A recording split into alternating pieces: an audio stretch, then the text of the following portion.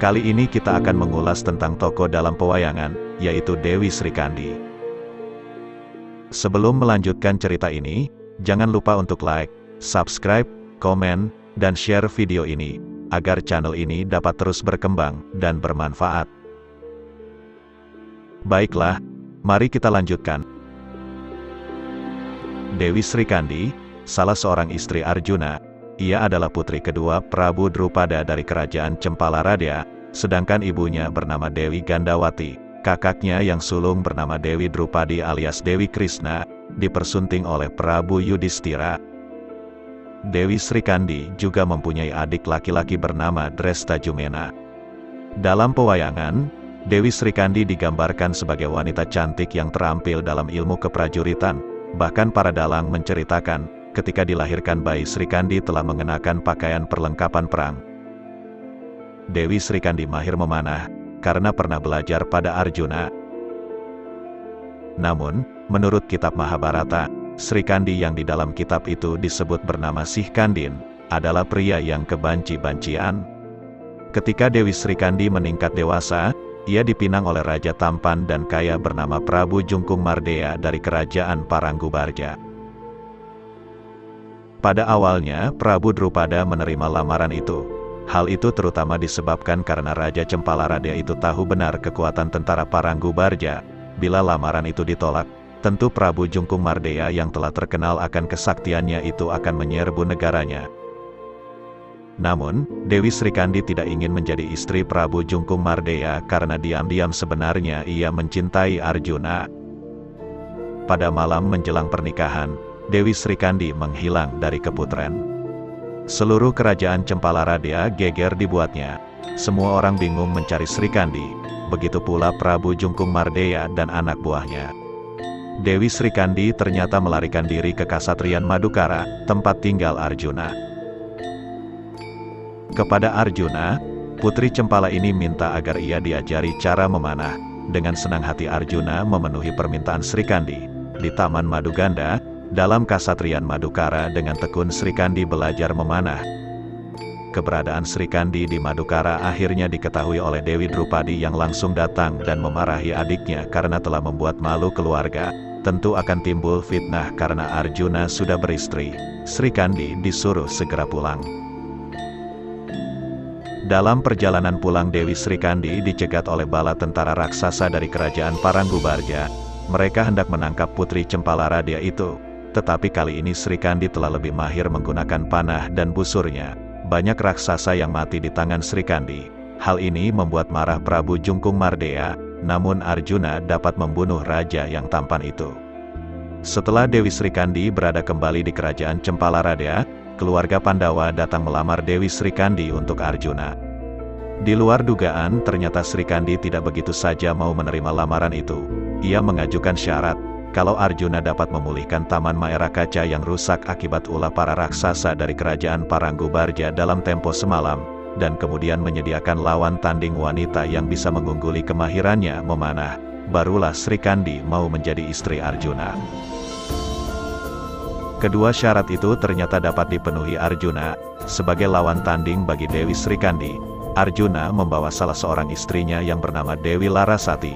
Istri Arjuna ini juga mahir menggunakan busur dan anak panahnya. Waktu Dewi Srikandi membuktikan dirinya sanggup memotong sehelai rambut dengan anak panahnya, Dewi Larasati ternyata sanggup membelah rambut itu. Akhirnya Dewi Srikandi mengaku kalah, maka perkawinan antara Arjuna dan Dewi Srikandi pun berlangsung.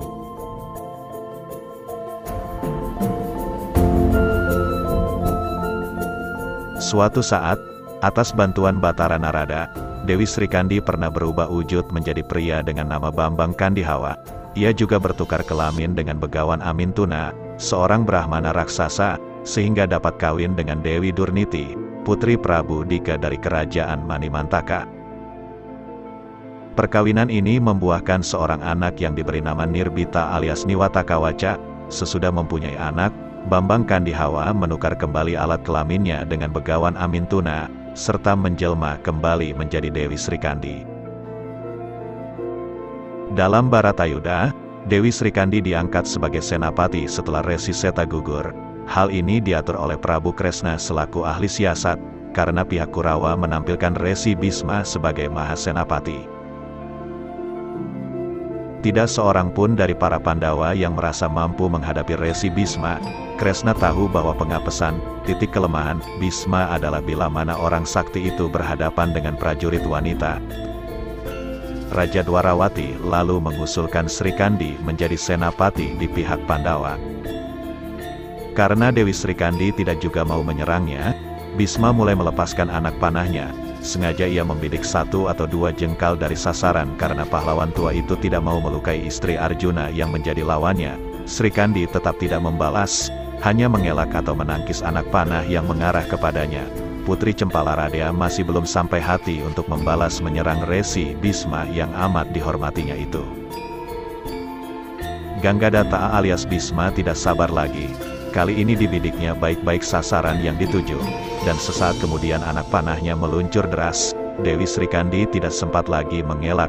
Anak panah Bisma ternyata tepat membabat simpul ikatan kain semekan, atau kemben yang dikenakan Dewi Sri Kandi, sehingga kain penutup payudara itu lepas. Bukan main panas hati Dewi Sri Kandi. Dalam keadaan hati yang panas karena dipermalukan seperti itu, badan halus Dewi Amba menyusup masuk ke tubuh Sri Kandi. Sambil berlari menjauhi Resi Bisma, Dewi Sri Kandi sibuk membetulkan kembennya. Begitu selesai, segera prajurit wanita itu menggunakan senjata andalannya, panah sakti Harda Sengkali sebagai senjata pamungkas. Namun, waktu itu Sri Kandi telah berada jauh dari Bisma, sehingga anak panah Sengkali tidak dapat meluncur deras. Karena khawatir Sengkali tidak dapat melaju sampai ke sasaran, Prabu Kresna memberi isyarat pada Arjuna. Suami Sri Kandi ini segera tanggap akan isyarat itu. Secepat kilat dilepaskannya panah pusaka Arda Dedali yang meluncur mendorong panah Harda Sengkali. Berkat dorongan Arda Dedali, Sengkali melesat deras menembus dada Resi Bisma. Seketika itu juga Bisma rebah.